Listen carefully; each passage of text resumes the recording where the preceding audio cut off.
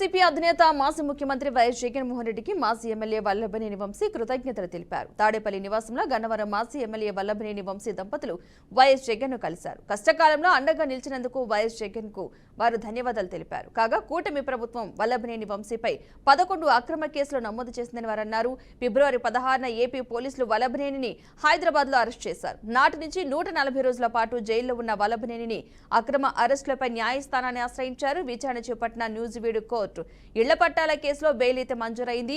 దీంతో Vijayawada sub jail నుంచి ఈ నెల 2వ తేదీన వంశీ విడుదలయ్యారు. ఇక ఇదే అంశానికి సంబంధించిన పూర్తి సమాచారాన్ని మా ప్రతినిధి ప్రకాష్ అందిస్తారు. ప్రకాష్, చెప్పండి. Good evening Padma. అయితే వల్లభనేని వంశీ గన్నవరం మాజీ ఎమ్మెల్యే, గతంలో టీడీపీలో ఉన్నారు.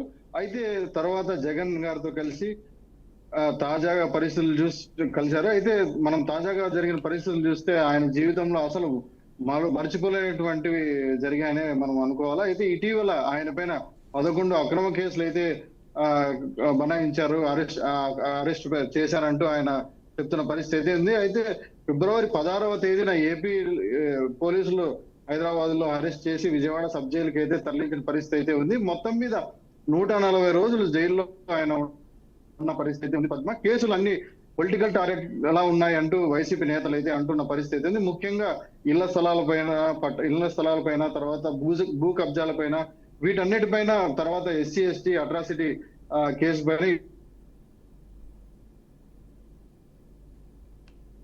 మంజూరు అయిన పరిస్థితి అయితే ఉంది పద్మ. అయితే ఇప్పుడు మనం అసలు విషయం చూసుకున్నట్టయితే జైలు నుంచి రిలీజ్ అయిన వెంటనే వంశీ నేరుగా కుటుంబంతో కలిసి తాడేపల్లి వెళ్లారు. అక్కడ మాజీ ముఖ్యమంత్రి వైఎస్ జగన్ ని కలిసి ఒకానొక నా రాజకీయ నాయకుడు జైల్లో ఉన్నప్పుడు పడిన బాధ గురించి కూడా ఆయన జగన్ తో అయితే చర్చించిన పరిస్థితి ఉంది. ఆ పార్టీలో ఉన్న వాళ్ళు ఎలా రియాక్ట్ అయ్యారు అనే దానిపైన కూడా ఆయన జగన్ తో డిస్కస్ చేశారనే సమాచారం అయితే ఉంది. అయితే వంశీ జగన్ గారిని కలిసినప్పుడు చాలా భావోద్వేగానికి అయితే లోన్ అయ్యాడనే సమాచారం అయితే ఉంది. నా కష్టకాలంలో నాకు అండగా నిలిచింది మీరే అన్న, మీ సహాయం నేను జీవితాంతం మర్చిపోలేను అంటూ ఆయన చెప్పినట్టుగా మనకు ఉన్న సమాచారం అయితే ఉంది పద్మ. అయితే జైల్లో ఉన్న సమయంలో ఆరోగ్య సమస్యలు కూడా ఎదుర్కొన్న పరిస్థితి అయితే ఉంది.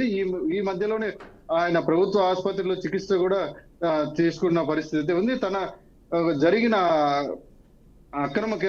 తనపై పెట్టిన అక్రమ కేసులన్నీ, అరెస్టులు ఆయన న్యాయ విరుద్ధం అంటూ అన్ని పొలిటికల్ గా టార్గెట్ చేయడం కోసమే, వంశీని అణచివేయడం కోసమే ఈ కేసులన్నీ బనాయించారంటూ ఆయన వైసీపీ నాయకులు అయితే చెప్పిన పరిస్థితి. ఇది విన్న తర్వాత జగన్ గారు కూడా ఎలా స్పందించారో స్పష్టంగా బయటకు రాలేదు. కానీ పద్మ మనం చూసుకున్నట్లయితే పార్టీ వర్గాల్లో ఆయనకున్న మద్దతు మాత్రం ఎంత ఉందనేది ఈ విషయం అయితే మనకు తెలిసిపోయిన పరిస్థితి ఉంది. ఇక ముందు చూస్తే పద్మ, వంశీ గారు మళ్ళీ ప్రజల్లోకి వస్తారా, అసెంబ్లీ పోటీ చేస్తారా లేదా అనే పార్టీలో మరింత కీలకంగా మారిన పరిస్థితి ఉన్నది అనే మనం చెప్పుకోవచ్చు. అయితే పద్మ మనం చూస్తే కానీ ఒక సంగతి మాత్రం మనకు తెలియాల్సి ఉంది. అయితే జైలు నుంచి బయటకు వచ్చిన తర్వాత జగన్ గారిని మొట్టమొదట కలవడం అంటే అది రాజకీయంగా ఒక మంచి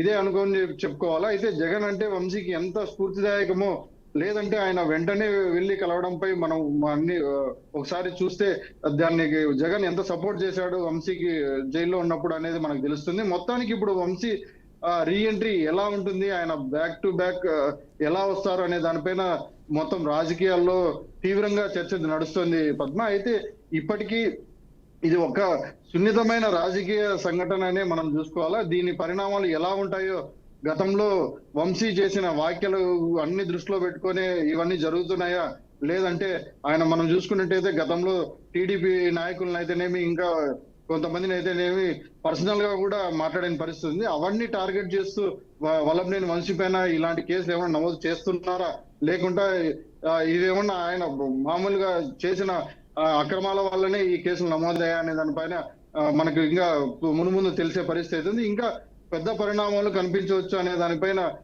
రాజకీయాల్లో తీవ్రమైన చర్చ అయితే నడుస్తుంది Padma. Right, thank you Prakash.